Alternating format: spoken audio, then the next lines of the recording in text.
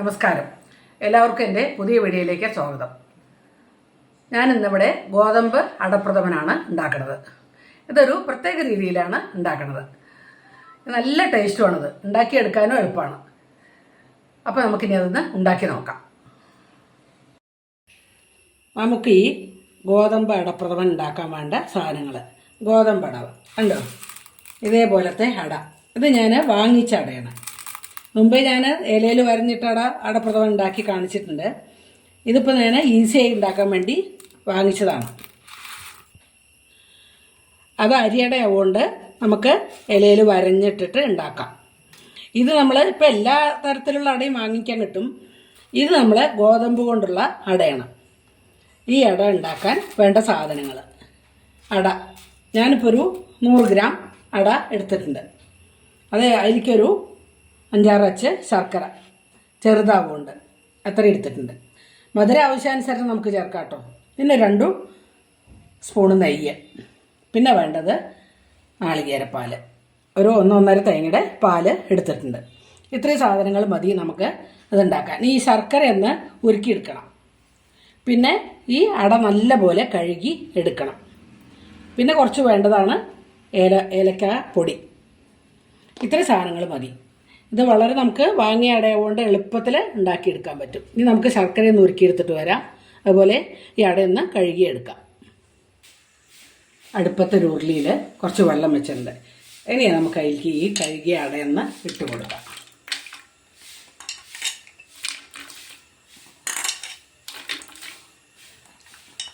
നല്ലപോലെ ഒന്ന് തിളച്ച് വെന്ത് കിട്ടണം.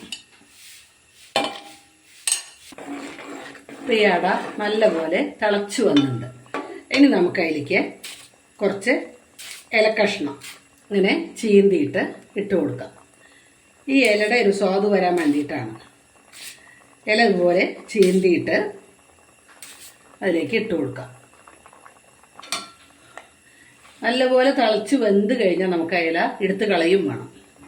അപ്പോൾ നമുക്ക് ഇലയിൽ വരഞ്ഞ അടയുടെ ഒരു ഫീല് കിട്ടും. അതിന് വേണ്ടിയിട്ടാണ്.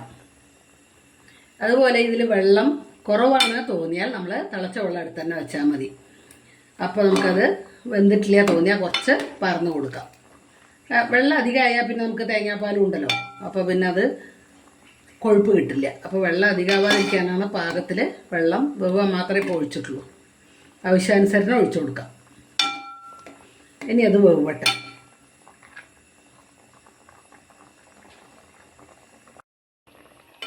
അപ്പോൾ അത് ഇല നല്ലപോലെ വാടിയിട്ട് അതിലേക്കൊക്കെ അതിൻ്റെ ഇലയുടെ സ്വാദ് വന്നിട്ടുണ്ടാവും. ഇത് നമുക്ക് ഈ ഇലയൊക്കെ ഇങ്ങനെ എടുത്തു മാറ്റാം.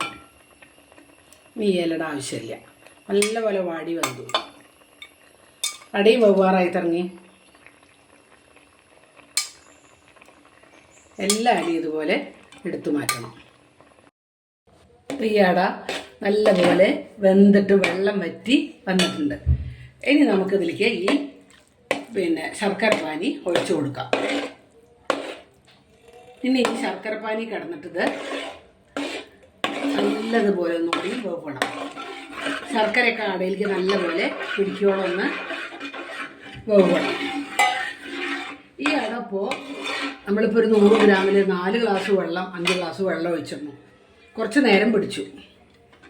ഒരു 10-20 മിനിറ്റിലധികം ഇത് വേവിക്കാൻ ഇപ്പോൾ സമയം എടുത്തിട്ടുണ്ട്.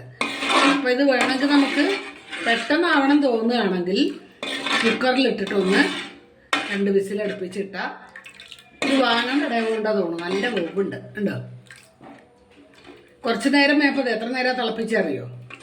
അപ്പോൾ ഒന്ന് വിസിലടുപ്പിച്ചെടുത്താൽ എളുപ്പമാവും. ഉള്ള അടയണത്. ഇനി ആ ശർക്കരപ്പാനി കിടന്നിട്ട് അതൊന്ന് വേവണം. അടി പിടിക്കാതിരിക്കാൻ നമുക്ക് 1 ടേബിൾ സ്പൂണ് നെയ്യ് അതിലേക്ക് ഒഴിച്ചു കൊടുക്കാം.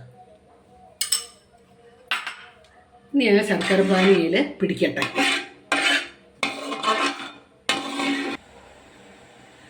ഈ അട കൊഴുപ്പ് കിട്ടാൻ വേണ്ടിയിട്ട് ഞാൻ ഒരു 3-4 സ്പൂൺ എടുത്തിട്ട് മിക്സിയിലൊന്ന് തേങ്ങാപ്പാൽ കൂട്ടിയിട്ട് 2-ാം പാൽ കൂട്ടി ഒന്ന് ഇങ്ങോട്ട് അടിച്ചെടുത്തിട്ടുണ്ട്. കണ്ടോ, ശർക്കര ഒഴിക്കുന്നതിന് മുമ്പേ നമ്മൾ വെന്തൂലോ അത് അട. അപ്പോൾ നമ്മളതിന്ന് ഒരു 3-4 സ്പൂണ് എടുത്തിട്ട് ഇതുപോലെ മിക്സിയിൽ തേങ്ങാപ്പാൽ ഒഴിച്ച് അടിച്ചെടുത്തിട്ടുണ്ട്. അപ്പം നമുക്കത് കൊഴുപ്പ് കിട്ടാൻ നല്ലതാണ്. ഇനി നമുക്കതിലേക്ക് ഒഴിച്ചു കൊടുക്കാം. അതിൽ കൂടി ശർക്കര പിടിച്ചോട്ടെ.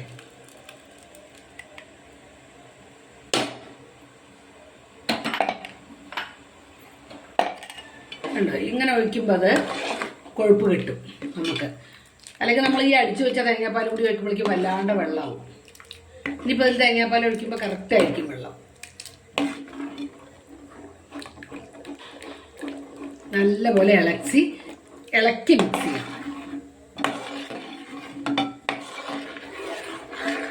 പായസം എപ്പോഴും ഇളക്കണോടത്താണ് അതിൻ്റെ ടേസ്റ്റ്.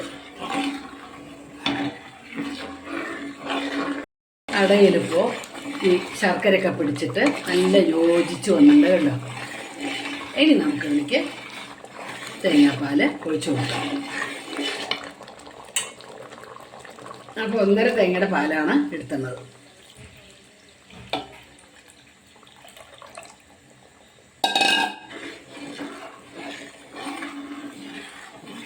ഇത് തിളച്ച് വരുമ്പോഴേക്കും വെള്ളം കറക്റ്റായിരിക്കും, അതേപോലെ യോജിച്ച് കിട്ടും.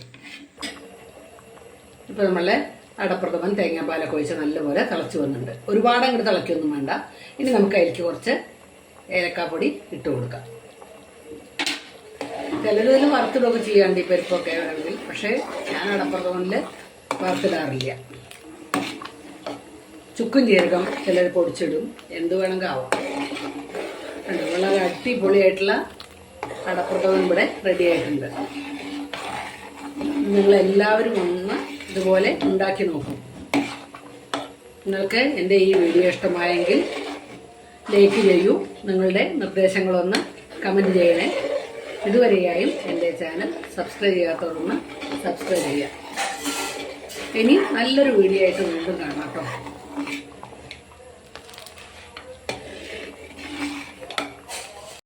അടയിലിപ്പോൾ ഈ ശർക്കരയൊക്കെ പിടിച്ചിട്ട് നല്ല യോജിച്ച് വന്നിട്ടുണ്ട് കേട്ടോ. ഇനി നമുക്ക് ഇതിലേക്ക് തേങ്ങാപ്പാൽ ഒഴിച്ചു കൊടുക്കാം. അപ്പോൾ 1.5 തേങ്ങയുടെ പാലാണ് എടുത്തുന്നത്.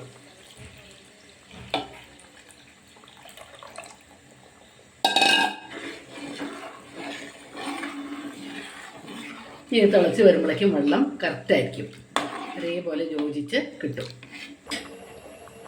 ഇപ്പോൾ നമ്മളെ അടപ്രഥമൻ തേങ്ങാപ്പാലൊക്കെ ഒഴിച്ച് നല്ലപോലെ തിളച്ച് വന്നിട്ടുണ്ട്. ഒരുപാട് അങ്ങോട്ട് തിളയ്ക്കൊന്നും വേണ്ട.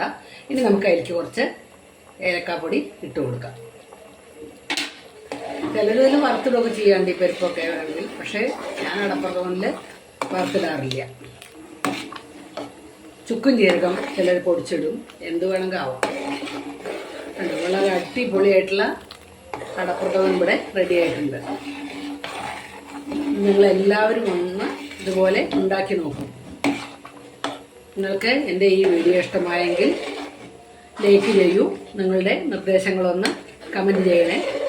ഇതുവരെയായും എൻ്റെ ചാനൽ സബ്സ്ക്രൈബ് ചെയ്യാത്തവരൊന്ന് സബ്സ്ക്രൈബ് ചെയ്യുക. ഇനി നല്ലൊരു വീഡിയോ ആയിട്ട് വീണ്ടും കാണാം കേട്ടോ.